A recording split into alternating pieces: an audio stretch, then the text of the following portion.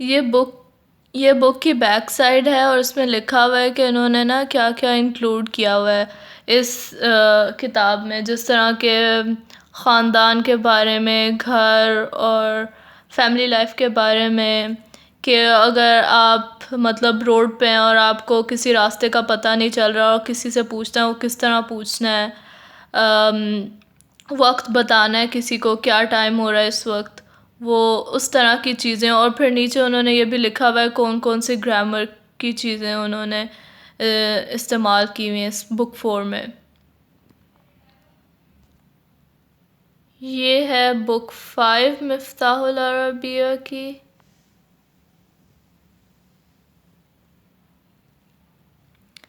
اس میں وہ جہاز کے سفر، کھانے کے بارے میں، جیسے کہ آپ ریسٹورینٹ گئے ہوئے ہیں تو آپ نے کوئی کھانا آرڈر کرنا ہے، ڈاکٹر کی اپوائنٹمنٹ لینی ہے یعنی ہسپتال جانا ہے، یا پھر آپ کو کوئی کیا کہتے ہیں بیماری ہے یا کوئی ایشو ہے میڈیکل، تو آپ نے اس کو کس طرح مطلب بیان کرنا ہے ڈاکٹر کے سامنے. تو یہ ساری چیزیں جو ہے نا یہ انہوں نے بک 5 میں ڈسکس کی ہوئی ہیں.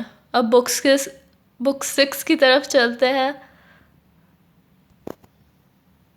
یہ رہی بک 6 مفتاح العربیہ کی.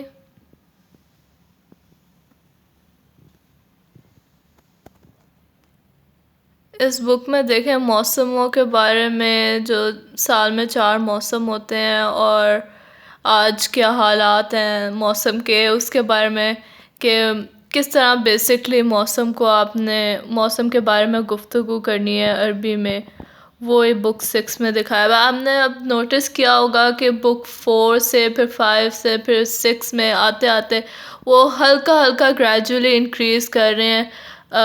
جو سینٹنسز ہیں اور جو الفاظ ہیں وہ تھوڑے تھوڑے مشکل ہوتے جاتے ہیں. یہ میں نے پڑھتے ہوئے بڑا نوٹس کیا تھا. مجھے اس حساب سے بہت اچھی لگی بک کہ جو ہے یہ ایسے لگتا ہے جیسے کہ کوئی کورس دے رہا ہے. جس طرح آپ جاتے ہیں کہیں عربی پڑھنے کسی انسٹیٹیوٹ جاتے ہیں تو وہ آپ کو چھوٹے لیول سے شروع کرتے ہیں، پھر وہ آپ کو آہستہ آہستہ چھوٹے لیول سے بڑے لیول پہ لے کے جاتے ہیں. اور اسی طرح میں نے اس بک کو ایک کورس کی طرح دیکھا ہے کہ وہ کورس کی طرح لگتا ہے، جس طرح آپ گھر بیٹھ کے خود ہی کورس کر رہے ہوں.